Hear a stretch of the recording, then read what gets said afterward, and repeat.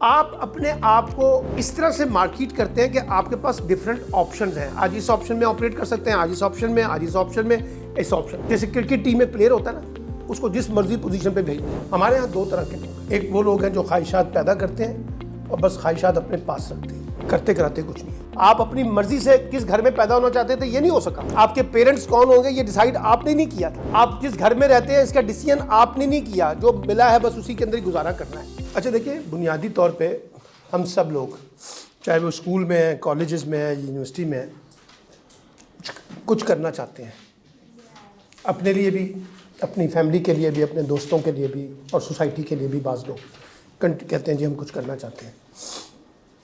अब ये जो हम कुछ करना चाहते हैं ये ख्वाहिश है, ठीक है। अगर हम इस ख्वाहिश को पालते हैं तो बाज़ औक़ात ख्वाहिशात हमारे दिल में रह जाती हैं, हमारे होती हैं, हम बताते हैं कि हम ये करना चाहते हैं। बाज़ लोग ख्वाहिशात को पैदा करते हैं फिर उसको पालते हैं। जो पालने का मसला है वो ये है कि उसकी आबियारी करते हैं, उसका ख्याल करते हैं, उसको वक्त पे पानी देते हैं। अगर वो कोई चीज़ें मुरझा जाएं तो उसको ज़रा काट के नई तराशें निकालते हैं, यानी उसकी बनाओ संगार करते हैं। कि सिर्फ महज ख्वाहिश पैदा करने से तो मसला नहीं हल होगा ना। उस ख्वाहिश की तकमील के लिए आपको कुछ करना पड़ेगा, आपको कुछ मेहनत करनी पड़ेगी, कुछ अपनी डायरेक्शन ठीक करनी पड़ेगी, कुछ आपके पास एजेंडा होगा, कोई वर्क प्लान होगा, उसको लेकर फिर आप आगे बढ़ेंगे। हमारे यहाँ दो तरह के लोग हैं, एक वो लोग हैं जो ख्वाहिशात पैदा करते हैं और बस ख्वाहिशात अपने पास रखते हैं, करते कराते कुछ नहीं है। दूसरा जो ख्वाहिश पैदा करता है फिर उस ख्वाहिश की आबियारी करता है। कामयाब वो होता है जो ख्वाहिश की आबियारी करे, उसके अंदर क्राफ्टिंग करे, उसको तराशे, उसको मेहनत करे उसके ऊपर। आप सब लोग जो प्रोफेशनली ग्रो करना चाहते हैं, चाहे आप घर की लाइफ गुजारें, चाहे आप स्टूडेंट लाइफ गुजारें, चाहे आप प्रोफेशनल लाइफ गुजारें और चाहे आप पर्सनल लाइफ गुजारें, इन सब जगह पर हमारी ख्वाहिश होती है कि हम प्रोफेशनली बिहेव करें जो उस काम के तकाज़े हैं। जैसे पर्सनल रिलेशनशिप है तो उसके कुछ तकाज़े होंगे ना कि आपने कैसे पर्सनल रिलेशनशिप को ग्रो करना है। इसी तरीके से अगर वो आपकी स्टूडेंट्स लाइफ है तो उसके कुछ तकाज़े हैं कि आपको कुछ पढ़ना है, इम्तिहान पास करने हैं, अच्छे नंबरों से पास करना है, उसके कुछ तकाज़े होंगे।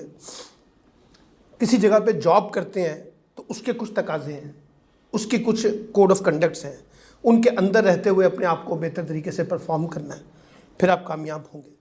तो जिस भी प्रोफेशन के अंदर या जिस भी स्किल के अंदर या जिस भी शोबे के अंदर पर्सनल से लेकर प्रोफेशनलिज्म तक आप जाते हैं तो आपको उसके कोड ऑफ कंडक्ट के अंदर रहना पड़ता है।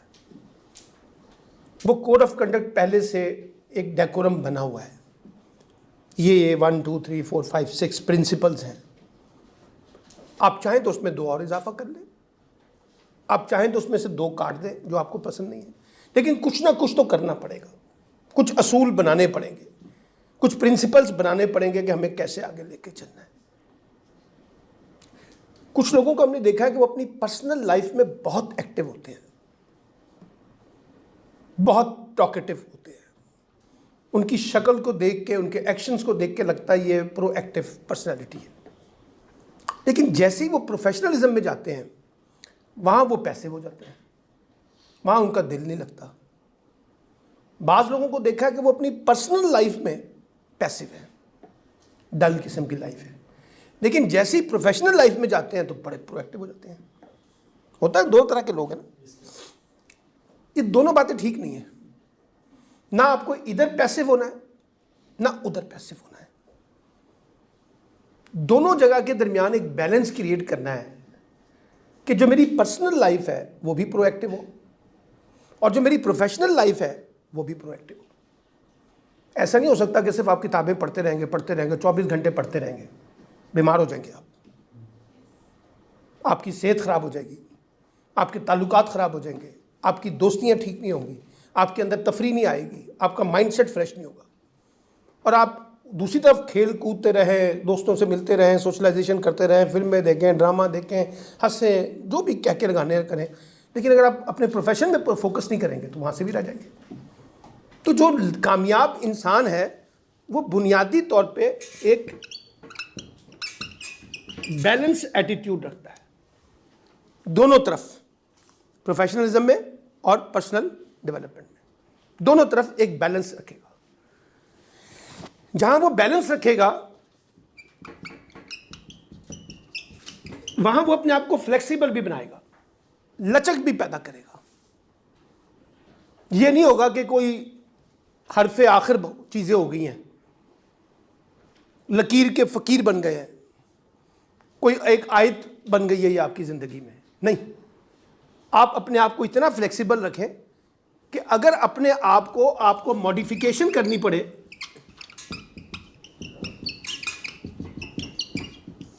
तो आप अपने आप को मॉडिफाई कर सकें। मिसाल के तौर पे मैंने प्लान किया कि मैं प्रोफेशनली ये करना चाहता हूं, कुछ अरसे के बाद मुझे लगता है कि no, I am not fit, मैं यहां फिट नहीं हूं, ऐसी मैं अपनी एनर्जी ना ज़ाया करूं, मुझे अपने आप को मॉडिफाई करना है। कुछ दोस्तों से, असातिज़ा से, पेरेंट्स से डिस्कशन करनी है और उसके नतीजे में लगता है कि ये नहीं, मुझे ये करना चाहिए। तो क्या किया आपने? मॉडिफिकेशन कर ली, जो कर रहे थे उसके मुकाबले में एक नई चीज़ क्रिएट कर ली। ये कोई अना का मसला नहीं है कि मैं ये नहीं कर सका, अब मैं कुछ नहीं कर सकूंगा। आपने क्या करना है? मॉडिफिकेशन करनी है। मॉडिफिकेशन आप उस वक्त करते हैं जब आप फ्लेक्सिबल होते हैं। ये नहीं हो सकता तो मैं ये भी कर सकता हूं, ये नहीं हो सकता तो मैं ये भी कर सकता हूं। आप किसी भी बड़े आदमी से पूछे ना, जो एक बड़ी पोजीशन के ऊपर है, उससे पूछें आप बचपन में क्या सोचते थे, क्या करना चाहते थे, वो कहेगा मैं ये करना चाहता था। और अब क्या कर रहे हैं? वो मुख्तलिफ बात कर रहा है, मुख्तलिफ काम कर रहा है। जो सोचता था उससे बिल्कुल मुख्तलिफ कर रहा है। वो क्यों? वो मॉडिफिकेशन करता रहा, या उसने खुद मॉडिफिकेशन की या हालात ने उसको मॉडिफाई कर दिया। बनना ये चाहता था, बन ये गया हूं, हालात की वजह से जो भी अपॉर्चुनिटी मिली, जो निकले हम उसके मुताबिक बन गए। तो मॉडिफिकेशन तो आपको करनी पड़ेगी। आप खुद करेंगे तो ज़्यादा पायदार होगी, कोई दूसरा करेगा तो वो आपके लिए एक ऑप्शन है, बस इसी के अंदर खेलना है और ऑप्शन कोई नहीं है इसके अलावा। जी जी प्लीज़। मॉडिफिकेशन की आपने बात होते हैं, वो डिपेंडेंट होते हैं। मसलन वो इंटरमीडिएट में कोई होती है ना story, why the boy fail. जी जी जी जी जी, माँ वालदा कहते हैं डॉक्टर बनना, वालिद कहते हैं इंजीनियर, ऐसे ही है। तो वो डिपेंडेंट उस टाइम स्टूडेंट्स। अच्छा, अब आप देखिए वो जो डिपेंडेंट है, ये जो डिपेंडेंट है, अगर ये कहे, सोच लिया इन्होंने कि वो डिपेंडेंट ही रहना चाहते हैं, तो वो जितने मर्जी बड़े हो जाएं, रहेंगे तो डिपेंडेंट ही।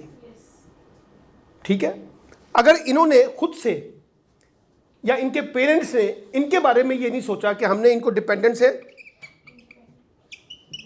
इंडिपेंडेंट करना है, तो वो कभी नहीं हो सकते। या तो पेरेंट्स आपको डिपेंडेंट से इंडिपेंडेंट की तरफ लाएंगे, या आप अपने आप को खुद डिपेंडेंट से इंडिपेंडेंट की तरफ लाएंगे। ये टारगेट होगा तो आप इंडिपेंडेंट होंगे ना सर, और अगर ये टारगेट है तो आप हालात बनाएंगे। पेरेंट्स आमतौर पे अपना ही डिक्टेशन देते हैं, आमतौर पे, ठीक है। उन्हीं में से बच्चे निकलते हैं जो पेरेंट्स की दुनिया से निकलकर अपने लिए नई दुनिया बनाते हैं, फिर माँ बाप खुश हो जाते हैं, ठीक है ना।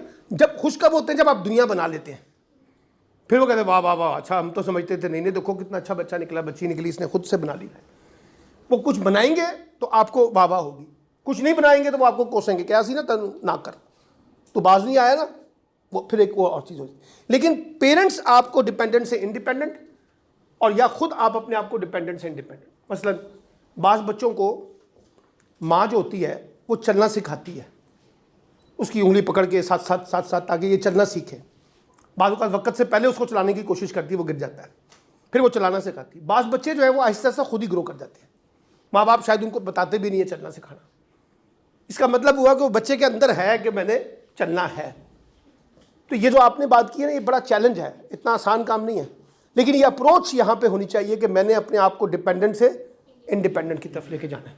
पेरेंट्स सपोर्ट कर दे, टीचर सपोर्ट कर दे, फैमिली में से कुछ लोग सपोर्ट कर दे, दोस्तों में से कोई सपोर्ट कर दे, वाह वाह वाह वाह वाह, ये तो वारे न्यारे हो गए। लेकिन अगर वो नहीं भी करते तब भी मेरी अप्रोच ये है कि मुझे इंडिपेंडेंट बनना है, क्योंकि लाइफ तो उनकी है जो इंडिपेंडेंट है। प्रोफेशनलिज्म में इंडिपेंडेंट, हालांकि आप बूढ़े भी हो जाए तो तब भी वो एक स्टोरी आपने सुनी है ना, एक बाप जो है वो अपने बेटे की उंगली पकड़ के चला रहा होता है, ठीक है। क्या एक्सपेक्ट करता है कि जब मैं बूढ़ा हो जाऊंगा तो ये बेटा जो छोटा है ये मेरी उंगली पकड़ के मुझे चलाएगा। रहते हम सहारों की बुनियाद पे हैं, माँ की शक्ल में, बाप की शक्ल में, भाइयों की शक्ल में, बहनों की शक्ल में, दोस्तों की शक्ल में, बेटे बेटियों की शक्ल में, बहुओं की शक्ल में, पोते पोतियों की शक्ल में है। तो हम कोई बंदा ये ना कहे कि हम उसने मुकम्मल तौर पे वो इंडिपेंडेंट हो जाएगा। इंडिपेंडेंट कोई चीज़ नहीं है, आपको कहीं ना कहीं कोई सहारा चाहिए, फिजिकली, एडमिनिस्ट्रेटिवली, इमोशनली, इकोनॉमिकली, ठीक है ना, इन्वायरमेंटली, आपको यू नीड सम सपोर्ट। ये बुरी चीज़ नहीं है, लेकिन अप्रोच ये है कि मुझे अपने आप को खुद से ग्रो करना है, ठीक है ना। वो डॉक्टर ये कहता है पेशेंट वो ठीक होता है जो दौरान बीमारी डिपेंडेंट से, जो होना ही नहीं चाहता उसको हमारी मेडिसिन असर नहीं करती। मेडिसिन असर उस वक्त करती है जब बंदे का अपने अंदर का एटीट्यूड जो है वो उसको सपोर्ट कर रहा हो कि उसने इंडिपेंडेंट बनना है, जल्दी खड़ा होना है, जल्दी अपने आप को ठीक करना है, किसी का सहारा नहीं चाहिए मुझे, मैं खुद से ग्रो करना चाहता हूँ, अपनी विल पावर के ऊपर भी। तो ये जहन में रखें, balance attitude, flexible attitude, modification based attitude, उसके अंदर अगर आप अपने आप को मूव करें तो आप ज़्यादा बेहतर तरीके से रिजल्ट गेन कर सकते हैं। और आज की दुनिया, जी बेटा, सर जैसे आपने बात की मॉडिफिकेशन, अगर एक शख्स ने एक फील्ड के अंदर उसका बड़ा दिल था, उसमें 4 से 5 साल लगाए, लेकिन 4-5 साल के बाद उसको ये एहसास होना शुरू हो गया कि मैं इसमें फिट नहीं हूँ, मेरे लिए दूसरी फील्ड ज़्यादा फिट है। 4-5 साल तो बहुत ज़्यादा है ना बेटा। अगर आप 4-5 साल लगा रहे हैं तो फिर आप कोशिश करें कि उसी के अंदर ही अपना रास्ता तलाश करें। 4-5 साल इज टू लॉन्ग, ठीक है ना। अब आपने बीएस की एक डिग्री ले ली है, आप आ गए BS chemical engineering for example, 8 semester पढ़ने हैं, 4-5 साल लग जाते हैं। अब ये ना कहना यार बीएस करने के बाद फिर आप कहेंगे यार मुझे कम्युनिकेशन में करना चाहिए था, इट्स टू लॉन्ग। जो शुरू के 6 महीने होते हैं वहाँ आपकी ज़्यादा थिंकिंग होनी होती है। देखिए ना, मैं एक ट्रैक के ऊपर आ गया हूँ, इस ट्रैक के ऊपर मुझे लगता है ये ट्रैक ठीक नहीं है, तो उसमें मुझे कितना टाइम लगना चाहिए, 4 साल 5 साल, वो तो बहुत ज़्यादा है। With in 6 month you can skip, आपको समझ 1 ईयर लगा दें, चले ज़्यादा ना लगाएं, 1 ईयर लगाएं ज़्यादा से ज़्यादा, आप अपने आप को लेके। अब मैं आपको एक और चीज़ बताता हूँ, जैसे मैंने ये 3 वर्ड्स बताए ना, एक चौथा वर्ड्स है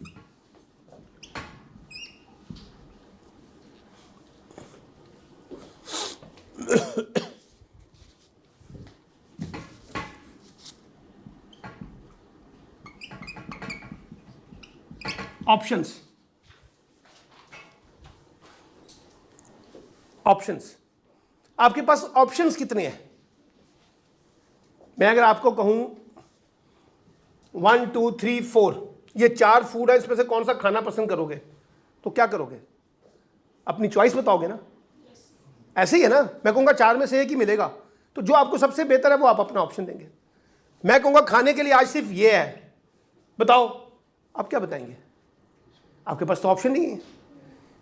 तो लाइफ जो है वहां एक्सप्लोर होती है जहां आपके पास, अच्छा ये ऑप्शन देता कोई नहीं है, शाबाश, ढूंढने होते हैं, बनाने होते हैं, तलाश करने होते हैं खुद से नए नए ऑप्शंस, ठीक है ना। जब आप ऑप्शंस को देखेंगे, अगली आप क्या देखेंगे?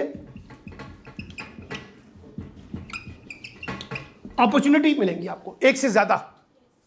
अब आप देखेंगे उन ऑप्शंस में से जो अपॉर्चुनिटी निकली है, इनमें से कौन सा मुझे करना, कौन सा नहीं करना, कौन सी बॉल खेलनी है और कौन सी बॉल लेफ्ट कर देनी, क्योंकि आपके पास अपॉर्चुनिटी ज्यादा आ रही है ना। कामयाब इंसान वो है जिसके पास ऑप्शंस एंड अपॉर्चुनिटी ज्यादा हो, ठीक है।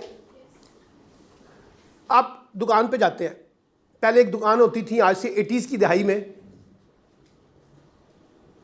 फल की दुकान तो फल ही मिलता था, सब्जी की दुकान तो सब्जी मिलती थी, गोश्त की दुकान तो गोश्त मिलता था, मेकअप की दुकान तो मेकअप मिलता था। अब आप एक ही स्टोर में चले जाएं, सारी चीज़ें वहीं से मिलेंगी, है ना। ये बड़े बड़े डिपार्टमेंटल स्टोर जो है, ग्रॉसरी शॉप जिसे आप कहते हैं, सब चीज़ें मिल रही है ना। क्यों? ताकि आपके पास किसी और दुकान पे जाने की ऑप्शंस ही ना हो।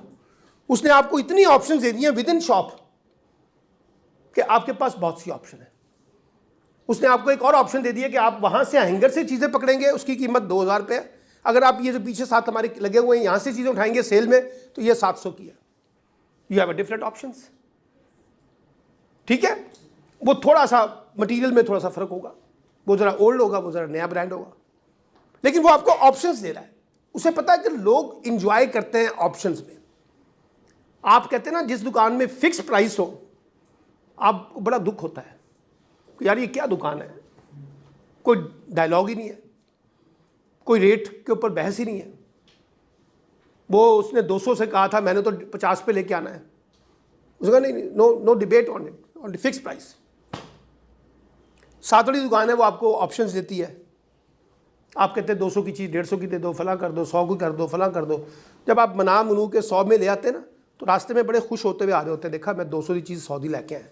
दुकानदार भी बड़ा खुश होता है कि मैंने 80 की चीज़ 100 में बेची है।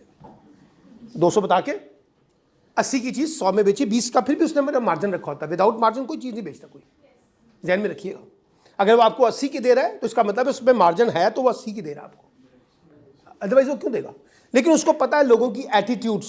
People need options, people need opportunities, कि आपके पास 4-5 चीज़ें होनी चाहिए। देखिए सर, ये कलर पसंद नहीं आ रहा तो ये कलर ले लें, ये डिज़ाइन पसंद नहीं आ रहा तो ये डिज़ाइन पकड़ ले। वो आपको अपॉर्चुनिटी देता है, डिफरेंट ऑप्शंस देता है, ताकि आपको कैच कर सके, आपको पकड़ सके। अब आपने भी अपनी लाइफ में इसी तरह के different options and different opportunities create करनी है अपने कैरियर के कॉन्टेक्स्ट में। मसलन हमारी जो बड़ी औरतें हैं 50+, पाकिस्तानी फूड एक्सपर्ट्स, खाने बनाने में शानदार खाना बनाती हैं। उनसे कहना ज़रा चाइनीज़, इटालियन, फला फला, वो कहती हैं हमें नहीं आता, उनका स्टाइल ही नहीं है। उनकी जो 9 साल की पोती है, नवासी है, 10 साल की, 12 साल की, 14 साल की, वो यहाँ से वो अपना यूट्यूब ऑप्शन करती है और वो आपको शाम को इटालियन केक बना के देती है। और वो बोलती जा रही है, वो वैसे वैसे करती जा रही है, वो बोलते जा रहे हैं, वो वैसे करते जा रहे हैं, ठीक है। तो अब देखिए उसने मॉडिफाई किया है। पेरेंट्स मॉडिफिकेशन नहीं कर सके, बाज करते हैं, बाज नहीं करते, ठीक है ना। वो बच्चे ने मॉडिफिकेशन कर दी है, उसने अपनी लर्निंग ले ली है कि आज की मार्केट क्या है। मैं कभी कहता हूँ ना करेले गोश्त, फला भिंडी, फला, वो कहते पागल है साडा जड़ा ना, वो कहते हैं जी आज मकरोनी बनेगी, आज वो फला बनेगी, आज ये बनाएं, वो बनाएं, ये पैसे लगाएं। वो अपने अपने स्टाइल से चीज़ों को देखते हैं। उन्होंने इनकी मॉडिफिकेशन अलग है, मेरी मॉडिफिकेशन अलग है। तो ये नहीं है कि आपके पास लर्निंग की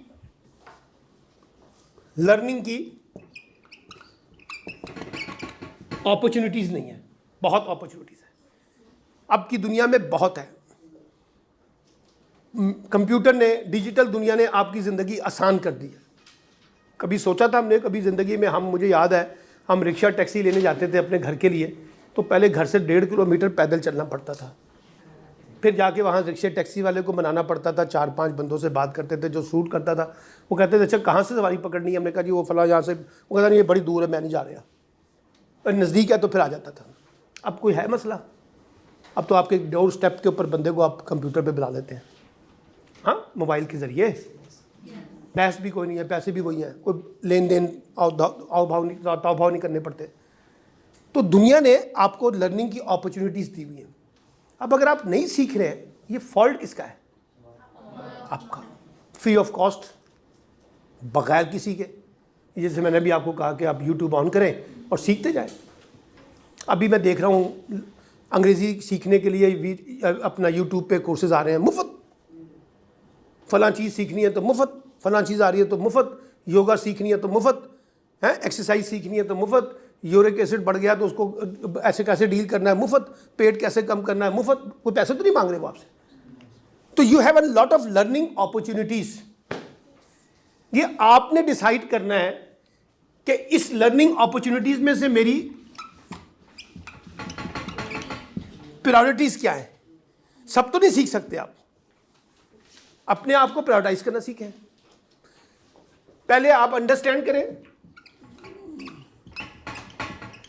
कि आपको कौन सा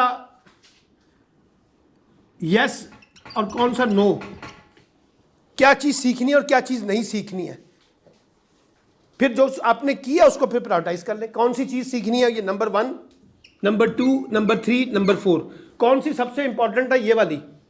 ये नहीं हो सकता जो सबसे इंपॉर्टेंट है वो नीचे होगी, ऊपर ही होगी ना। तो अपनी प्रायोरिटीज तय कर लें। फिर आप ये देखें कि जो कुछ मैं सीख रहा हूं या सीख रही हूं उसकी डिमांड क्या है मार्केट में, आपके प्रोफेशनल स्किल्स में। वो डिमांडेबल है या नहीं है? ऐसा ना हो बिला वजह चीज़ें सीख रहे हैं मार्केट में, उसकी ज़रूरत ही नहीं है। आप चीज़ें वो बनाते हैं या वो सीखते हैं जो मार्केट के साथ जुड़ी होती है, जिससे पैसा लगता है ना। आपने प्रोफेशनली ग्रो करना है ना अपने आप को, तो आपको वो मार्केट की चीज़ें सीखनी है। कंप्यूटर आपको आना चाहिए, मोबाइल की यूज़ आपको आनी चाहिए, चीज़ों को सर्च करना आपको आना चाहिए, कैमरा आपको चलाना आना चाहिए, ठीक है, गाड़ी आपको चलानी आनी चाहिए, फला मशीन आपको चलानी आनी चाहिए, अकाउंट से रिलेटेड शोबे हैं तो वो चीज़ें आपको आनी चाहिए, जिस जिस प्रोफेशन से हैं वो चीज़ें आपको आनी चाहिए। तो इसका मतलब है डिमांड क्या है, वो डिमांड देख लें। अभी गूगल में डालें अपने प्रोफेशन से रिलेटेड कि इसकी मेजर डिमांड्स क्या हैं, वो आपको 6 ऑप्शन 1 2 3 4 5 6 बता देगा। अगर आप एक अच्छे अकाउंटेंट बनना चाहते हैं तो ये 6 डिमांड्स हैं। अकाउंट्स तो बहुत बड़ा समंदर है ना, उसके अंदर से कौन सी स्पेशलाइजेशन है जिसकी आजकल ज़्यादा मांग है, डिमांड है। आप कहते हैं मैं ये करना चाहता हूँ तो वो आपको उसके उस शोबे की बताएगा, जिस भी शोबे। वो पूछेगा बेस्ट मैं वो बनना चाहता हूँ कुक, तो वो आपको बताएगा किस किस्म के खाने आपको आने चाहिए। तो आप डिमांड्स के मुताबिक अपने आप को रिलेट करें। अगर आप डिमांड के साथ रिलेट करेंगे तो ज़्यादा कामयाब हैं, ख्वाहिशात के साथ रिलेट करेंगे तो नाकाम हो जाएंगे। हो सकता है वो डिमांड ही ना हो। करना हमें वो है जिसकी डिमांड है। कुछ चीज़ें हम अपनी ख्वाहिश के लिए करते हैं और कुछ चीज़ें हम अपनी मार्केट के लिए करते हैं, जहाँ हमारा सर्वाइवल होता है, जहाँ से हमने पैसे जनरेट करने होते हैं, जहाँ से हमने अपने प्रोफेशनलिज्म को ग्रो करना होता है, जहाँ से हमने अपने कैरियर को बनाना होता है। उसकी डिमांड को भी प्रायोरिटाइज करें। जी,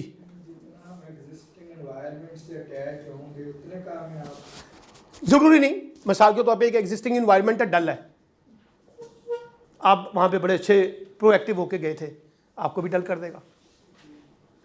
आप एक बहुत प्रोएक्टिव इन्वायरमेंट में चले गए, खुद डल है, या तो आपको डल से प्रोएक्टिव होना पड़ेगा या वो आपको बाहर क्विट कर देंगे, निकाल देंगे। ऐसे ही है ना। तो इन्वायरमेंट या तो आप खुद बनाते हैं या वहाँ बना हुआ होता है पहले से। अच्छी बात है कि पहले से बना हुआ हो जो आपको सूट करता हो, और अगर आपको सूट नहीं कर रहा तो आप उसके मुताबिक एडजस्टमेंट। एक और चीज़, एक जिस तरह से मैंने ये वर्ड बताया, एक है खुद को आप एडजस्ट करते हैं। आइडियल सिचुएशन कोई नहीं है, याद रखिएगा। आप अपनी मर्जी से किस घर में पैदा होना चाहते थे ये नहीं हो सका। आपके पेरेंट्स कौन होंगे ये डिसाइड आपने नहीं किया था। आप जिस घर में रहते हैं इसका डिसीजन आपने नहीं किया, जो मिला है बस उसी के अंदर ही गुजारा करना है। आप प्राइमरी स्कूल में पढ़ रहे हैं, दूसरा बीकन हाउस में पढ़ रहा है, ये चॉइस आपके पास नहीं थी, आपके पास वसाइल नहीं थे ना, तो इसलिए वो चॉइस भी नहीं है। जिसके पास वसाइल है वो बीकन हाउस जा रहा है, जिसके पास वसाइल नहीं है वो प्राइमरी स्कूल में जा रहा है। जिस भी इन्वायरमेंट में बैठे हुए हैं उसमें अगर आप एडजस्टमेंट करने की सलाहियत नहीं रखते तो आप ग्रो नहीं कर सकते। आप तो रोते रहेंगे, मातम करते रहेंगे, हाय मैं गरीब क्यों पैदा होया सी, मैंने तो बीकन हाउस में पढ़ना था, मुझे तो मेरे बाप ने प्राइमरी स्कूल में डाल दिया, सरकारी स्कूल में। अब मातम करते रहे, कोई हल तो नहीं है उसका मातम का। एडजस्ट कर ले, यहाँ से निकल के ग्रो करे, खुद ग्रो करे, इतना ग्रो कर जाए अपने लिए नई अपॉर्चुनिटीज़ ढूंढ लें। खुद नहीं ढूंढ सके अपनी औलाद के लिए ढूंढेंगे। अब कई लोग हैं ना, ये जो इस वक्त हमारी क्लास है, हमारे माँ बाप ने तो हमें 10 रुपये वाले स्कूल में पढ़ाया था ना, उस वक्त तो प्राइवेट स्कूल का कोई कॉन्सेप्ट भी नहीं था। अब हमारे जो लोग हैं, जो हमारी उम्र के लोग हैं, वो अपने बच्चों को बीकन हाउस में ग्रामर स्कूल में पढ़ा रहे हैं। उनको ये अपॉर्चुनिटी नहीं मिली थी उनके पेरेंट्स की तरफ से, लेकिन उन्होंने अपने आप को इतना ग्रो कर लिया कि अब वो 40,000 25,000 30,000 की फीस देके बच्चा पढ़ा रहे हैं। तो आप जिस भी माहौल में हैं उसमें एडजस्ट करना सीखें। जैसे 5 बहन भाई हैं, एक घर में इकट्ठे रहते हैं, उनमें से किसी का एटीट्यूड बहुत अच्छा है, किसी का एटीट्यूड बहुत बुरा है। पेरेंट्स में से माँ का एटीट्यूड बहुत अच्छा है, बाप का बहुत बुरा है, बाप का बहुत अच्छा है, माँ का बहुत बुरा है। तो क्या करते हैं, निकाल तो नहीं देते लोगों को घरों से बाहर, क्या करते हैं, एडजस्टमेंट करते हैं। एक दूसरे के मुताबिक मियाँ बीवी का रिश्ता चलता ही किस पे है, एडजस्टमेंट के ऊपर। तो आपको अपने पर्सनल लाइफ में भी एडजस्टमेंट करनी है। आप कह रहे हैं मेरी मर्जी की क्लास हो, वो नहीं होगी। एक यही लोग बैठे हैं, बस यही क्लास है, यही इसी के अंदर ही अपने ताल्लुकात बेहतर बनाए, यही एडजस्टमेंट है। बाहर से कोई नहीं आने वाला। इसमें एडजस्ट करना सीखें। घर है, यही घर है, इसी के अंदर एडजस्टमेंट करना है। यही 2 ही कमरे हैं, इन्हीं के अंदर ही एडजस्ट होगा, तीसरा कमरा नहीं बन सकता अभी फिलहाल। प्रोफेशन में जिस जगह पे गए वही इन्वायरमेंट है जो आपने बताई है, जो इन्वायरमेंट मिला उसी के अंदर एडजस्टमेंट करना है। सर मेरे लिए क्यों सेठ जो है वो मेरी मर्जी का इन्वायरमेंट देगा, उसने तो अपनी मर्जी का इन्वायरमेंट बनाना है। मसलन किसी दफ्तर में जाएं, आपको पता चलता है सुबह 10 बजे तक कोई लोग नहीं आते। किसी दफ्तर में चले जाएं, सुबह 8:30 बजे लोग होते हैं। फ़र्क एक ही है, बॉस अगर सुबह 8:30 आ रहा है तो लोग बाकी लोग 8:30 आ रहे हैं, बॉस लेट आ रहा है तो बाकी लोग भी लेट आ रहे हैं। ये डिसाइड आपने करना है कि आप एज सेठ, एज बॉस, एज मैनेजर क्या मैकेनिज्म बना रहे हैं जिससे लोग जल्दी आना शुरू हो जाए। तो आप बुनियादी तौर पे एडजस्टमेंट की पॉलिसीज़ को अडॉप्ट करते हैं कि उसमें रहना है भाई, अब इसी में गुजारा करना है, यहीं से हालात निकालने हैं, यहीं से हमने कुछ बनाना है, कोई नई चीज़ नहीं आने वाली आपके लिए। ठीक है, वो जो मैंने आपको कहा कि आपके पास ऑप्शन ज़्यादा हों तो आप ज़्यादा एंजॉय करते हैं। ठीक है, फॉर एग्जांपल मैं एक जर्नलिस्ट हूँ, मैं एक टीवी के ऊपर शो करता हूँ, मैं यूनिवर्सिटी में पढ़ाता भी हूँ, मैं राइटर हूँ, किताबें लिखता हूँ, मैं ट्रेनर हूँ, जैसे यहाँ ट्रेनिंग करा रहा हूँ।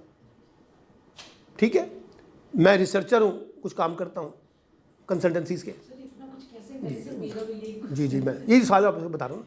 अब मैं ये इतनी चीज़ें करता हूँ। अब ये सारी चीज़ें मैं एक दिन नहीं, एक ही टाइम पे नहीं करता। हफ्ते में 2 क्लासें पढ़ाता हूँ या 3 क्लासें पढ़ा लेता हूँ बस, ज़्यादा से ज़्यादा। तो हफ्ते में मुझे 3 कॉलम लिखने हैं। हफ्ते में 7 दिन होते हैं, 5 दिन शो करना होता है। अब मैं बता, अभी आ रहा हूँ मैं उसके ऊपर। आप अपने आप को जो आप कर रहे होते हैं ना, उसके अंदर आप अपने आप को एडजस्ट करते हैं। जो मेरे लिखने का टाइम है मैं कंप्रोमाइज़ नहीं करता, टाइम मैनेज करता हूँ। जो मेरा पढ़ने का टाइम है उसमें मैं पढ़ता हूँ। जो मेरा वॉक का टाइम है मैं वॉक करता हूँ। जो मेरा सोने का टाइम है, मेरे बड़े दोस्त होते हैं यार तू सोता रहना है। मैं कहा यार मुझे तो 8 घंटे सोना है, आपको बुरा लगता है तो लगे, मैं तो 8 घंटे से पहले उठता ही नहीं।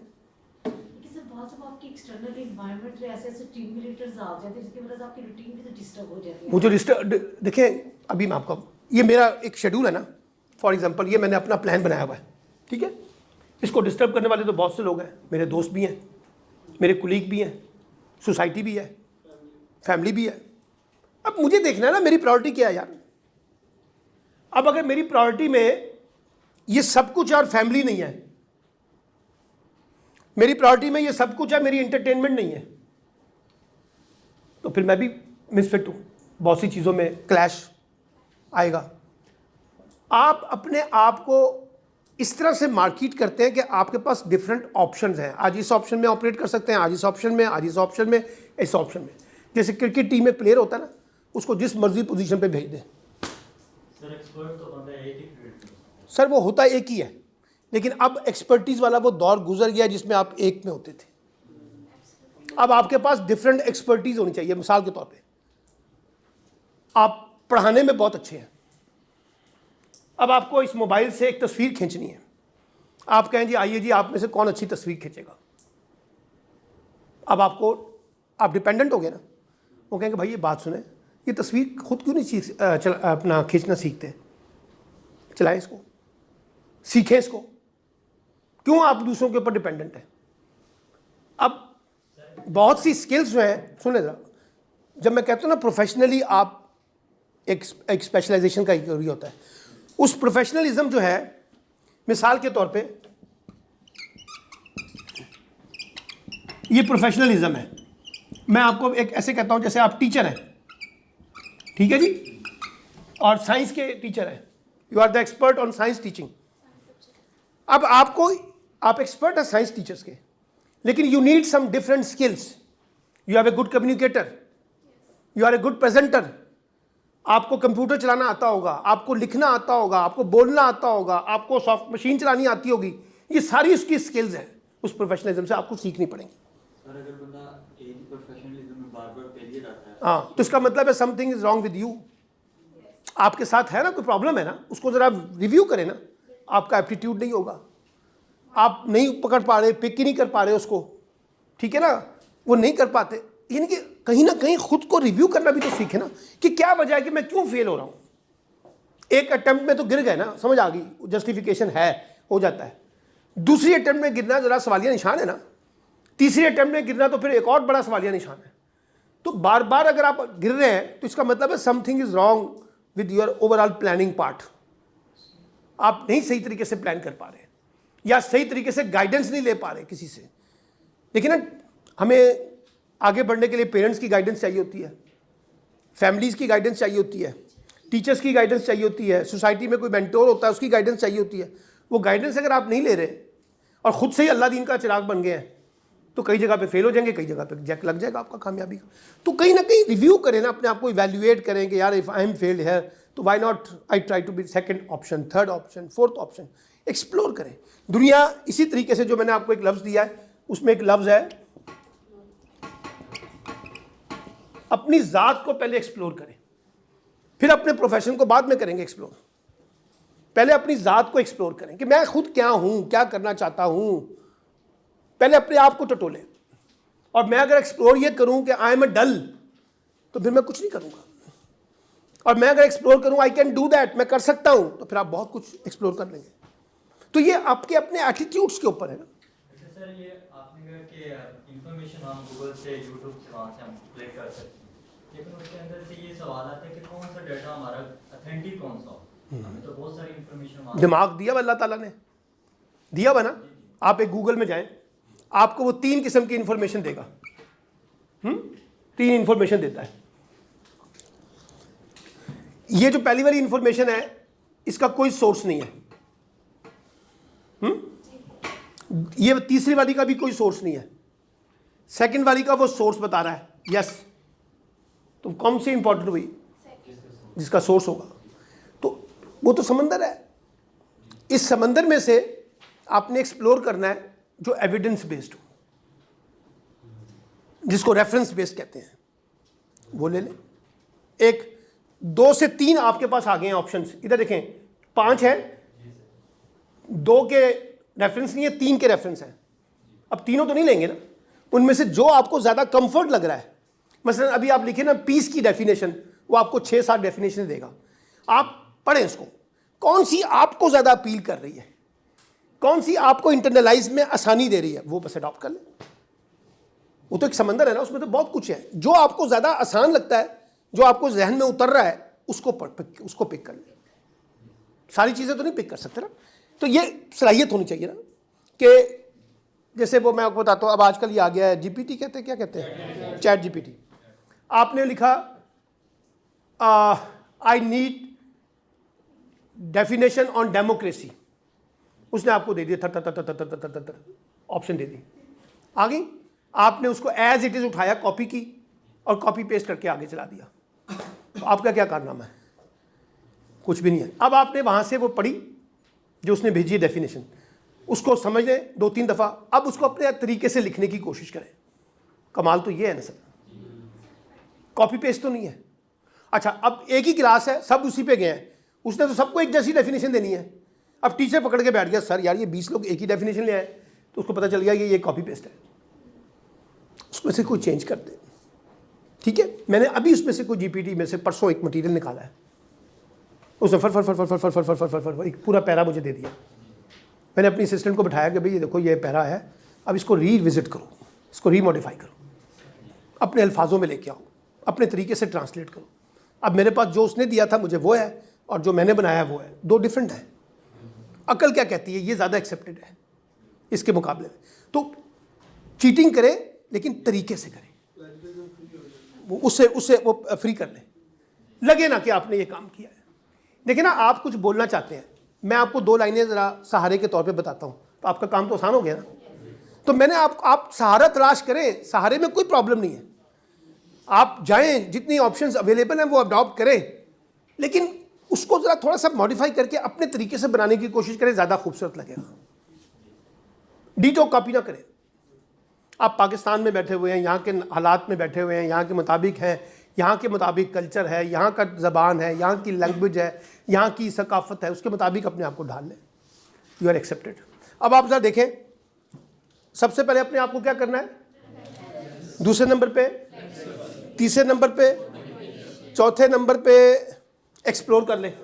ठीक है, मैं कर देता हूँ 1 2 3 4 एक्सप्लोर 5। अब ये जब आप एक्सप्लोर करेंगे तो वो आपको क्या देगा, ऑप्शंस 5। ऑप्शंस क्या देगा, अपॉर्चुनिटीज 7 कर दे एक्शन। अब आप उसके ऊपर अमल दरामद करेंगे। ठीक है, और यही आप इसको जरा कर ले, कहीं अंडरस्टैंडिंग को भी लेना है इसी के साथ कि हमने पहले चीज़ों को अंडरस्टैंड करना है। अच्छा, एक्शन से पहले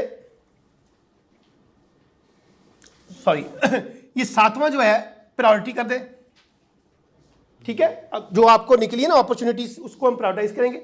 8वां करेंगे एक्शन। ठीक है ना जी। अब आप देखें, जब आप इस तरीके से आप ऑपरेट करेंगे, अच्छा जिस वक्त आप एक्शन में जा रहे हैं, एक्शन में भी 8 को कर लें डिमांड, 9 को कर लें। अब आप ये देखिए कि आपने इस तरीके से अपने आप को रोल प्ले करना है। समझ आई ना। अब इसी में से इन 8 पॉइंट को पर्सनल डेवलपमेंट में ले आए या प्रोफेशनल में ले जाए, कोई मसला नहीं। मेरे पास 6 लोग हैं, इनमें से किसको मैंने ज़्यादा टाइम देना है, जो मेरे बहुत करीबी दोस्त है उसकी प्रायोरिटाइजेशन कर लें। जब हम प्रायोरिटी करेंगे तो हम अपॉर्चुनिटीज़ ढूंढेंगे, किस दोस्त से कितना फ़ायदा मिल सकता है, कौन ज़्यादा कंफर्ट है हमारे लिए। जो मर्जी टूल जिसके साथ जोड़ना चाहें यू कैन ऐड।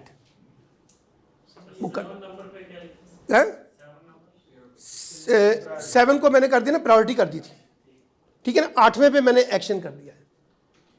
ठीक है, अच्छा अब इसके बाद 9th और 10th भी है, वो मैं आपको बताता हूँ क्या है।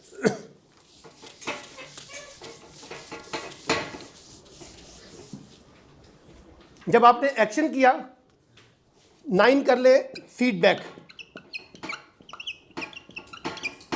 ठीक है जी, फीडबैक या रिव्यू कर ले, feedback and review. 10th revisiting. मैं आपको बता रहा हूं, अभी 11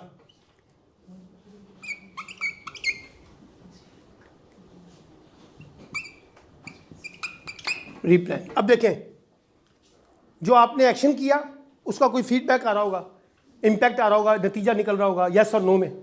ठीक है ना या रिव्यू निकल रहा होगा, आप इवेल्युएट कर रही हैं कि मैंने क्या फ़ायदा उठाया, क्या नाकाम हुआ है, आगे बढ़ा हूँ नहीं बढ़ा हूँ। अभी जो आप सवाल उठा रहे थे कितना टाइम लगाना चाहिए अगले उसमें जाने के लिए, तो आपको यहाँ पर आपने, चाहे वो आपने खुद से किया है या किसी की मदद से किया है, दोनों बातें सही हैं। ठीक है, जब आपने ये फीडबैक एंड रिव्यू किया है तो कुछ आपको यहाँ पे लेसन मिल रहे हैं ना।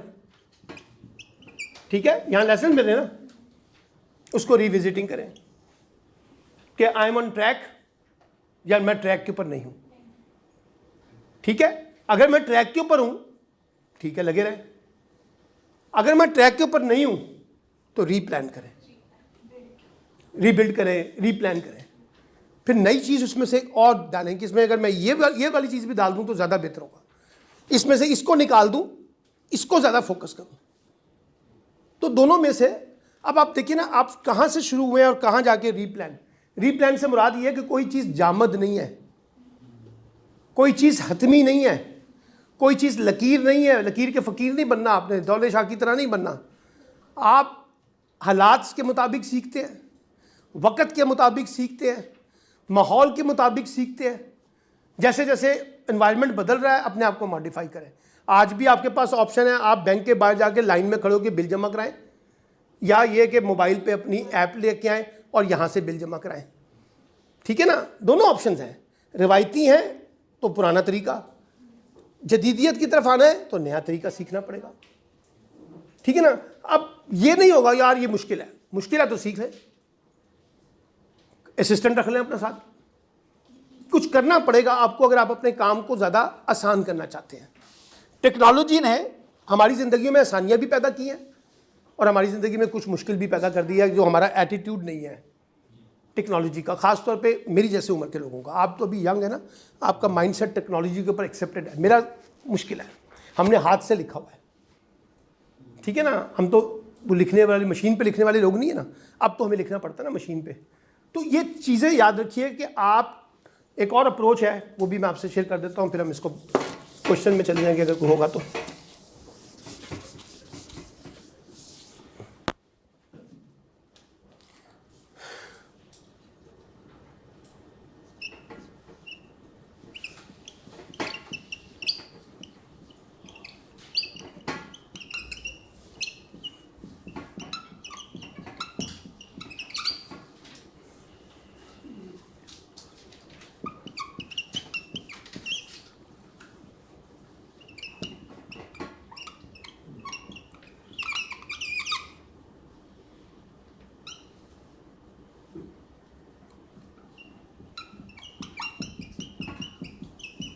ये देखें, एक अप्रोच ये है, ओल्ड पुरानी वैल्यूज़ हमारी इकदार, कस्टम्स हमारी रवायात, प्रैक्टिसेस जो हम अमल कर रहे हैं, ट्रेंड्स जो उस वक़्त के ट्रेंड्स थे, अप्रोचेस जो हिकमत हम उस वक़्त इख्तियार करते थे, और ट्रेडिशंस जो हमारी रवायात, उसको जो भी कहते हैं आप, ठीक है, language.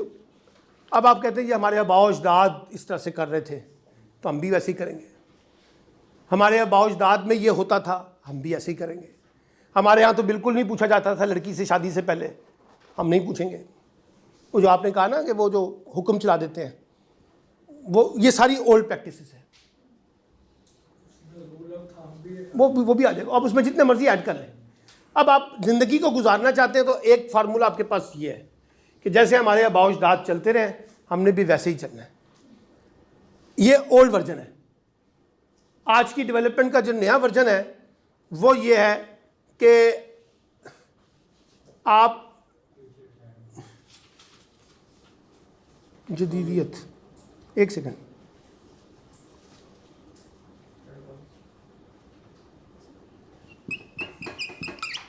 New trends, technology,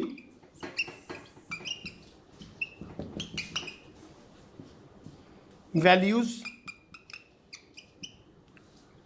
learning, ये जो कुछ दुनिया में जदीदियत की बुनियाद पे नई चीज़ें डेवलप हो रही हैं, अपने आप को उसके साथ जोड़ें, वरना आप पीछे रह जाएंगे, वरना आप पीछे रह जाएंगे। वक़्त के साथ साथ अपने आप को ढालें, वक़्त के साथ साथ अपने आप को मॉडिफाई करें, वक़्त के साथ साथ नई चीज़ों के साथ अपने आप को जोड़ें। एक ज़माने में ख़ानदान से बाहर शादी का कॉन्सेप्ट नहीं था, अब अगर आप उस असूल पे रहेंगे तो फिर कुंवारे रह जाएंगे, तोड़ना पड़ेगा असूल, ठीक है ना भाई। ये था कि उस वक़्त आप एक ही प्रोफेशन पे फोकस करते थे। अब लोग, मैं कई लोगों को जानता हूँ, जब मैं ऊबर शूबर करवाता हूँ ना, कभी करवानी पड़ जाए तो मैं उससे पूछता हूँ क्या क्या करते हो, वो कहता है सर मैं वहाँ पे अकाउंट्स ऑफिसर हूँ, मैं वहाँ फ़लाँ बैंकर हूँ, मैं फ़लाँ वहाँ पर हूँ, शाम को 4-5 घंटे में ऊबर चलाता हूँ, 4 पैसे इकट्ठे कर लेता हूँ। You have a different options, आप अपने लिए पैसे जनरेट कर रहे हैं, you need money for the survival, ठीक है ना। इस्लामाबाद में जाएँ तो आप हर टैक्सी ड्राइवर से पूछें, वो गवर्नमेंट के किसी डिपार्टमेंट में काम कर रहा होता है, 3 बजे के बाद टैक्सी चलाता है। लोग अपने आप को करते हैं, वो जामद नहीं है, उन्होंने हालात के मुताबिक अपने आप को ढाल लिया है।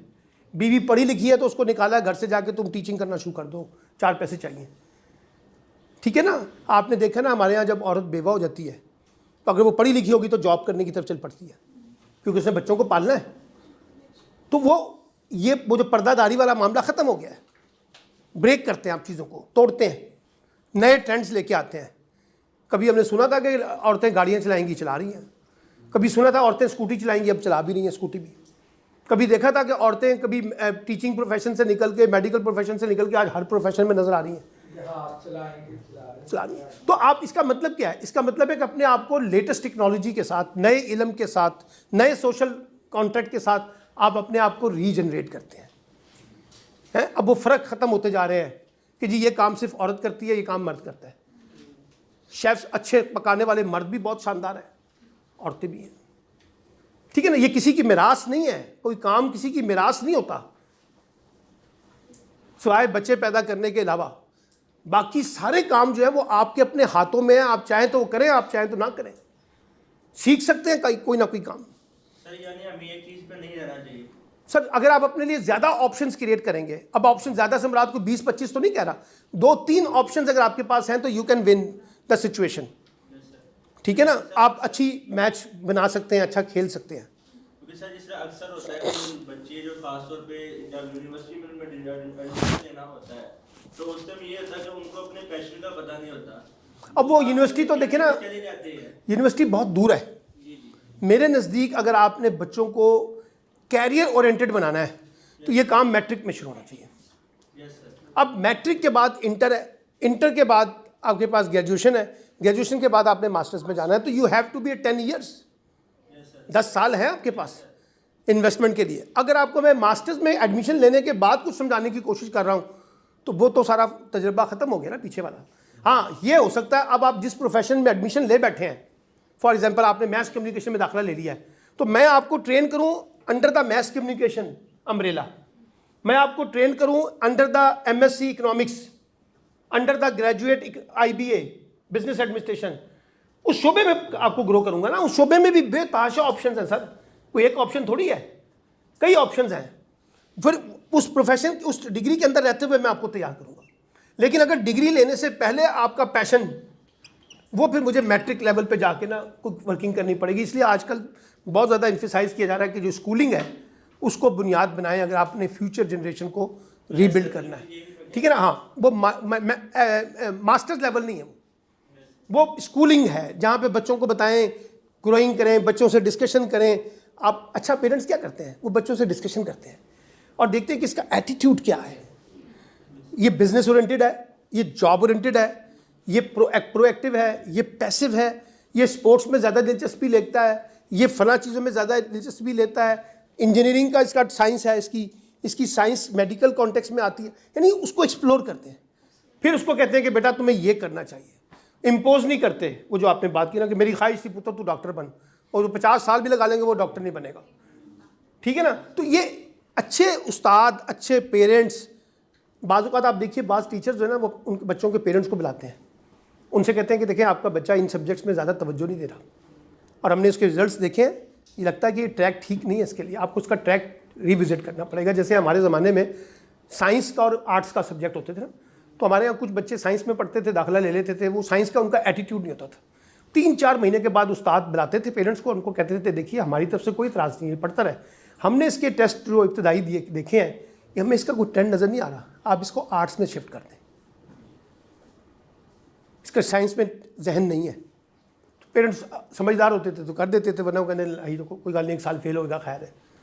तो ये हमारे पास वो ब्रेक नहीं है जो हमने दुनिया से सीखा नहीं है कि बच्चों को कैसे एक्सप्लोर किया जाता है, कैरियर को कैसे एक्सप्लोर किया जाता है, फ्यूचर को कैसे एक्सप्लोर किया जाता है, एंटरटेनमेंट को कैसे एक्सप्लोर किया जाता है, कैसे लाइफ को एक्सप्लोर किया जाता है, कैसे हेल्थ को एक्सप्लोर किया जाता है।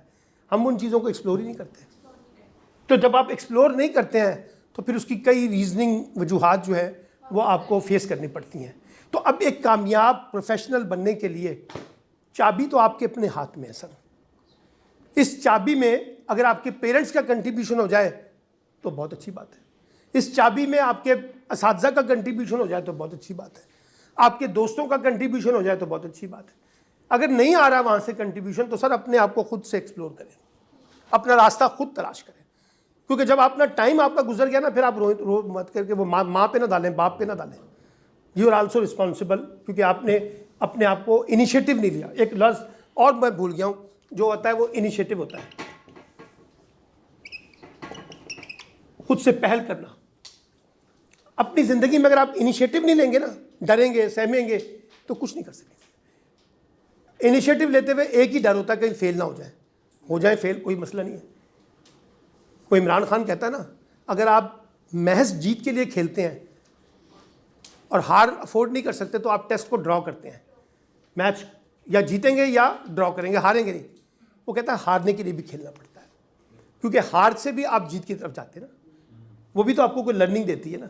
मैं आपको कई मिसालें दे सकता हूँ इमरान खान की, बेस्ट कैप्टन, जहाँ उसने टीमें डिक्लेयर कर दी एक ऐसी सिचुएशन के अंदर कि लगता था हम मैच हार जाएंगे और ये सारा मलबा इसके ऊपर गिरेगा, वो जीत जाता था, अब बाद में हार भी जाता था।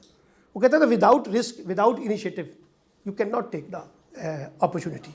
ठीक है ना। तो ये चीज़ें भी जी जो रेस लगी हुई है ना, कि कि फलाने का बेटा यानी कजन डॉक्टर ये भी बने फलाना, इसमें बड़ा हाँ, वो मैंने कहा है ना, उसमें पेरेंट्स का आपका अपना, चले गए स्टूडेंट। देखिए ना आपके पास, अब उसमें एबिलिटी है एज ए बिजनेसमैन अच्छा बनने की। देखिए ना मैंने आपको पीछे लगा दिया ना, मैंने लगा दिया है, आप लग जाए। अगर आपको समझ नहीं आ रही तो निकल जाए, तो अपना भी कहीं दिमाग भी इस्तेमाल करें ना, उस रेस का शिकार ना हो जाए। ट्रक की बत्ती वाला बड़ा हाँ, तो ट्रक की बत्ती में किसी ने आपको लगाया है और आप लग गए, तो किसी ने लगाया है वो कल को जिम्मेदारी नहीं लेगा, आप लग गए ना, जिम्मेदारी आपकी है। तो अपने आप को रीविजिट करें, रीडिफाइन करें कि मुझे इस ट्रक की बत्ती के पीछे लगना भी है या नहीं लगना, मेरा इसमें फ़ायदा है या नहीं। भी तो समझाना, उन्हें भी तो कहा सर उनको भी, अब उनकी एज ये ऐसी है जहाँ शायद उनको ना समझाया जा सके। अब आप मुझे समझाने की कोशिश करेंगे तो मुश्किल हो जाएगी, ठीक है ना। मैं एक स्टेज से गुजर के अब यहाँ पे पहुँच चुका हूँ, कुछ चीज़ें हमारे ख्यालात बड़े पक्के हो चुके हैं। तो आप नई नस्ल को देखिए, लोग कहते हैं अगर आपने दुनिया को बदलना ना तो बच्चों को पकड़ लें, 50 साल की उम्र को पकड़ेंगे वो आपको बदल देंगे, वो वहाँ नहीं समझा सकते। आप अपने आप को रीविजिट करें। अच्छा, जो चीज़ें सीख ली है ना, कल को आपके बच्चे होने, आप उनके ऊपर वो तजर्बा करके उनको बेहतर बनाने की कोशिश करें।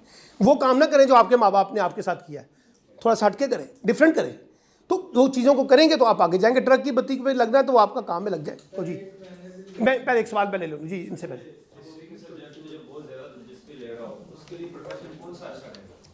हिस्ट्री के लिए। देखिए, हिस्ट्री एक सब्जेक्ट है। आमतौर पे जब आप हिस्ट्री में मास्टर्स करते हैं तो आपके पास ऑप्शंस क्या हैं मार्क्स वाइज टीचिंग के अलावा? आप तो मैकेनिक नहीं है, आप तो टीचर ही बन सकते हैं। आपने तो अपने आप को खुद ही एक सब्जेक्ट के कॉन्टेक्स्ट में महदूद कर लिया ना हिस्ट्री में। तो आप कहाँ पढ़ाएंगे हिस्ट्री? मोटर मैकेनिक की दुकान पे बैठ के या किसी, सब नहीं, पहले सुन ले पहले। एक है प्रोफेशनल की मैं बात कर रहा हूँ, अभी मैं प्रोफेशन पे आ रहा हूँ। तो आपका प्रोफेशन हिस्ट्री से रिलेटेड होगा तो आप टीचिंग में जाएंगे। अब आपको वैसे हिस्ट्री का शौक है तो पढ़ते रहे, बड़ी अच्छी बात है, बहुत अच्छी दिलचस्प बात है। आपको इस्लामिक हिस्ट्री पढ़नी है वो पढ़ लें, आपको दूसरी हिस्ट्री पढ़नी है वो पढ़ लें, आपको लिटरेचर पढ़ने का शौक है, शायरी का शौक है, अदब का शौक है, ड्रामे का शौक है, फिल्म का शौक है, मिजाज का शौक है। ये तो आपकी अपनी लाइफ के अंदर चीज़ें फ़ायदा पहुँचाएंगी ना। इसमें तो कोई इल्म तो लामहदूद नहीं होता ना। इल्म को जितना मर्जी पढ़ाते रहे वो आपको फ़ायदा ही देगा। अब ये आपने डिसाइड करना है कि आपका शौक सब कॉन्टिनेंट की हिस्ट्री को देखने का है, यूरोपियन हिस्ट्री को देखने का है, मुग़ल हिस्ट्री को देखने का है, किंगशिप की हिस्ट्री को देखने का है, डेमोक्रेटिक कंट्रीज़ की हिस्ट्री को देखने का है। वो आपने डिसाइड करना है कि आपका पैशन किस तरफ है। जी बेटा, किसकी? ओल्ड वैल्यूज को इवॉल्व करने की बात की, तो अगर इस सिचुएशन में जो रिलीजियस लॉज हैं अगर उनको वो स्किप होने का खतरा हो तो उस सिचुएशन में क्या? देखिए, अनफॉर्चुनेटली हमारे यहाँ रिलीजन भी जो है मॉडिफाई नहीं हुआ। मॉडिफाई से मुराद होता है, आपने देखा होगा एक वर्ड इस्तेमाल होता था इज्तिहाद, आप चीज़ों को इज्तिहाद में लेके जाते हैं। अनफॉर्चुनेटली वो हमने किया नहीं है। मैं ये नहीं कह रहा कि आप उसको मुकम्मल छोड़ दें, लेकिन वो मैंने आपको बताया कि वो आपने उसको वो नहीं किया। देखिए, वैल्यूज़ आपके अपने हाथ में है, आप देखते हैं कि इससे क्या फ़र्क पड़ता है। ठीक है, मिसाल के तौर पे एक ज़माना था हम कहते थे कि रोज़गार करना मर्दों की ज़िम्मेदारी है, और बाज़ औक़ात हमारे लोग शरीयत से भी साबित करते हैं कि रिस्पॉन्सिबिलिटी जो है वो मेल की है। लेकिन हालात और वाक़यात ने आपको ये साबित किया है कि अब ख़वातीन को भी इकनॉमिक एक्टिविटीज़ में आना पड़ेगा। तो आपने उसका कोई डेकोरम बना लिया ना, उस डेकोरम बनाने के लिए एक रास्ता खोल लिया है, ठीक है ना, वो कर लिया आपने। तो इस तरह से बहुत सी चीज़ें हैं जो हम अपनी रिवायात को, अगर उससे हमारा कोई बुनियादी प्रिंसिपल मुतासिर ना हो रहा हो, बुनियादी प्रिंसिपल, तो उसको आप अडॉप्ट कर सकते हैं। हाँ, अगर बुनियादी प्रिंसिपल मुतासिर हो रहा हो तो उस पर सोच विचार करके इज्तिहाद का रास्ता खोला जाता है। दुनिया तो यही बताती है हमें। तो इसलिए, लेकिन उसके बावजूद मैं आपको ओल्ड ट्रेडिशन में, मैं आप छोड़ दें, आप फौरी तौर पे मज़हब की तरफ चले गए, हमारी बहुत सी रिवायात, समाजी रिवायात ऐसी हैं जिनको रिविज़िट होने की ज़रूरत है, जिनको बदलने की ज़रूरत है। बहुत अच्छी वैल्यूज़ भी हैं हमारी, ऐसी बात नहीं है। ख़ानदानी निज़ाम हमारा सबसे बड़ा एसेट है, उसको बना के रखें, उसको तोड़े मत। ठीक है, हमारी इक़दार में एक दूसरे की मदद करना बहुत शामिल है, उसको संभाल के रखें। जो अच्छी चीज़ें उसे संभालें, जो चीज़ें ज़रा लगता है कि ओल्ड हो गई हैं उसको ज़रा नए फैशन के साथ, नई चीज़ों के साथ बनाने की कोशिश करें। वैल्यू पीछे कॉन्सेप्ट ये है कि हमने अपने आप को हालात के मुताबिक ढालना है। जी जी सर, और कोई किसी का कमेंट है? आप कोई कह रहे थे यहाँ पे लास्ट? जी असल में ये कह रहा था कि मतलब मैं भी करता हूँ प्लानिंग। बच्चे 2-3 थे और FSC में ना MCAT का दिया नहीं क्लिक कर सकते। जी जी तो वो मैंने जब उनका रिजल्ट देखा ना, तीनों के मैथ में अच्छे नंबर थे, मैट्रिक में बायो के। मैंने कहा आप एडिशनल मैथ रख के दे देंगे। अब दो ने तो बात मान ली, जी जी ठीक है, खैर एक का वो उसमें हो गया सिविल इंजीनियरिंग में। अब जो तीसरे थे ना वो 3 साल से रिपीट किया। अच्छा, अब वो बच्चे स्टूडेंट क्या था, वो कहते थे पैसे घर वाले ने देने ने, मैं क्या करूं। अच्छा, वो जिन्होंने मैथ्स लिया ना एडिशनल, अब उन्होंने कहा भी ये बस आप, उन्होंने ट्यूशन पढ़ानी शुरू कर दी ऑनलाइन। अब वो 3 वो 4 अभी तो एफएससी है, वो बाकी माशाल्लाह। देखिए, 2 तरह के लोग हमारे पास हैं। हमारे पास 2 तरह के लोग होते हैं। एक ये जो लोगों की एडवाइस के ऊपर अमल करते हैं और उसको रिविजिट करते हैं। एक वो जो लोगों की एडवाइस लिए बगैर खुद आगे बढ़ना चाहते हैं और वो दोनों गलतियां करते हैं। गलतियां दोनों करते हैं। एडवाइस लेने वाला भी गलती कर सकता है और दूसरा भी गलती कर सकता है। कुछ लोग अपनी गलतियों की इस्लाह दूसरों से पूछ के ठीक करते हैं और कुछ लोग अपनी इस्लाह खुद से करने की कोशिश करते हैं। दोनों ऑप्शंस मौजूद हैं। मैं आपको जितना मर्जी समझा दूं, मिसाल के तौर पे मैं छोटी सी मिसाल देता हूँ। एक खातून डॉक्टर के पास जाती है, वो कहती है कि मेरा बेटा जो है ये बड़ा बदतमीज़ हो गया है। वो कहती है क्या करता है? वो कहती है ये बहुत छोटा है लेकिन बार बार आग की तरफ जाता है, आग की तरफ जाता है तो मैं इसको मारती हूँ। वो कहता है अब इसको इस दफ़ा नहीं मारना, इसको आग में जाने दें। जब तक इसका आग में हाथ नहीं जलेगा ना, इसको नहीं पता चलेगा कि आग क्या होती है। जिस दिन ये जल गया ना, उसके बाद दोबारा नहीं जाएगा। ठीक है, तो बाज़ लोगों को मौका दें कि वो गलतियां करें। अच्छा इंसान तो वही है जो लोगों से पूछ पूछा के एडवाइस के साथ आगे बढ़े। लेकिन अगर हमारा वो एप्टीट्यूड नहीं है तो मैं गलती करके सीखता हूँ तो अच्छी बात है, सीखने दें, और वो उससे भी मैं सीख लूँगा। दोनों एटीट्यूड्स में बुराई कोई नहीं है, लेकिन अच्छी एडवाइस ये है कि अगर आप कुछ करने लगें तो पहले लोगों से एडवाइस ले लें, एक्सपीरियंस ले लें और उसके मुताबिक अपने आप को ढालने की कोशिश करें, तो आप ज़्यादा बेहतर तरीके से आगे जाएंगे। जी बेटा। सर मेरा क्वेश्चन ये कि सर जैसे सिंगल फोकस, सर बात किसका? Single focus. सर जैसे आजकल हम लोग मतलब इंफॉर्मेशन का है, हर तरफ इंफॉर्मेशन है, हमें ये बात लगता है कि ये काम बेस्ट है, हम ये कर लेते हैं, मैं मल्टीटास्कर में सर सिंगल फोकस का कैसे हम लोग अपने अंदर इस एबिलिटी को मतलब जनरेट करें। तो दूसरा प्रोक्रास्टिनेशन, सर हम प्रोक्रास्टिनेशन के साथ कैसे डील करें। सर मैंने बुक पढ़ी। किसके ऊपर? दूसरा क्या क्या? सर प्रोक्रास्टिनेशन, मुझे उसको उर्दू में नहीं आता से क्या कहते हैं। प्रो काम को टालते रहते हैं। हाँ, हम कल कर लेंगे, हम सुबह कर लेंगे। वो जो दूसरे पे पहले आते हैं। ये जो दूसरे वाला है ना, इसका मतलब है you are not a good planner. आपकी टाइम मैनेजमेंट के इश्यूज़ हैं, ठीक है, आपकी प्लानिंग के इश्यूज़ हैं। बाज़ औक़ात आप ऐसी चीज़ें प्लान करते हैं जिसमें आपकी लगन, शौक़ उसमें आ जाता है, तो फिर आप बड़ी शानदार तरीके से परफॉर्म करते हैं। बाज़ औक़ात चीज़ों को प्रायोरिटाइज़ करते हैं, लगन शौक़ पीछे नहीं होती, तो वो आपको टाल मटोल की तरफ ले जाती है। तो टाल मटोल का मतलब यह है कि आप जिस वक्त प्रायोरिटाइजेशन करते हैं, उस प्रायोरिटाइजेशन को आप कैसे प्लान करते हैं और प्लान में क्या सपोर्ट स्ट्रक्चर्स निकालते हैं, वो मैटर करता है। सेकंड वाले पॉइंट में पहला पॉइंट आपका था सिंगल फोकस। मैंने आपको कहा आप जो मर्जी फोकस करें, सिंगल करें, डबल करें, ट्रिपल करें, जो भी फोकस कर रहे हैं ना, उससे रिलेटेड नए ऑप्शंस एक्सप्लोर करें ना। खाना पकाना तो देखें ना, मैं आपको एक और मिसाल बताता हूँ। कपड़े सिलवाना, मैं कोई बहुत अच्छा अपना टेलर मास्टर हूँ, लेकिन मेरे पास डिज़ाइनिंग बहुत ज़्यादा नहीं है, सादे कपड़े सीता हूँ, तो मेरे पास लोग नहीं आएंगे। मुझे नए जदीदियत के तरीके सीखने होंगे ताकि मैं लोगों को मॉडिफाई करके उनके डिज़ाइन के मुताबिक जैसे वो चाहते हैं उसके मुताबिक सीख के दूंगा, तो लोग आपके पास ज़्यादा आएंगे। तो चाहे वो आपका सिंगल फोकस है, लेकिन उसके अंदर स्मार्टनेस, उसके अंदर स्किल्स, उसके अंदर नई टेक्नोलॉजी, नया इल्म, नया इनोवेशन वो लेके आए तो ज़्यादा बेहतर होगा। जी लास्ट कॉमेंट, जी किसने कहा था भी यहाँ से? जी, अगर हम किसी फील्ड को चॉइस करते हैं तो हर बंदे से मतलब एडवाइस लेते हैं। हर बंदा यही कहता है कि हर बंदे से मुराद ये नहीं है कि आप मस्जिद में जाके ऐलान करेंगे कि मैं देखिए सुन ले, हर बंदे से मुराद ये होती है आपके पेरेंट्स हैं, आपके कुछ टीचर हैं, 20 टीचर हैं, 20 टीचर से नहीं लेंगे आप, एक आध टीचर से ही पूछेंगे, 2 से पूछ लेंगे, और ज़्यादा से ज़्यादा अपने फूफी फूफा चाचा चाची जो बड़े सीनियर हैं उनसे एडवाइस लेंगे। तो ये 3-4 लोग हैं, और जब आप 3-4 लोगों से लेंगे तो वो जो एडवाइस देंगे उससे आपको समझने में आसानी होगी। बहुत ज़्यादा फैला देंगे तो खुद भी कंफ्यूज होंगे और उनको भी कंफ्यूज कर देंगे। 3-4 लोग कह दें कि आप नहीं कर सकते। अच्छा, अगर उन्होंने कह दिया कि नहीं कर सकते और अंदर से आवाज़ आ रही है मैं कर सकता हूँ, तो फिर करें। देखिए ना, बात यह है कि मैंने आपसे एडवाइस ले ली है, लेकिन मेरा दिल नहीं मान रहा सर, मेरा दिल कुछ और कह रहा है, तो मुझे वो करना चाहिए जो दिल और कहता है मुझे।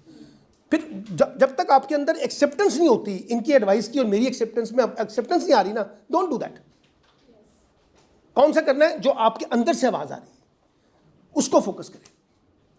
जो इन्होंने समझाया है उस पर सोचें, गौर करें। अगर नहीं समझ आ रहा मजीद डिस्कशन कर लें, नहीं समझ आ रहा तो जो समझ आ रहा है ना वहीं से स्टार्ट कर लें, अपने आप को कंफ्यूज ना करें। जी अब ये 2 छोटी सवाल ले लें, बस 3-4 मिनट है मेरे पास।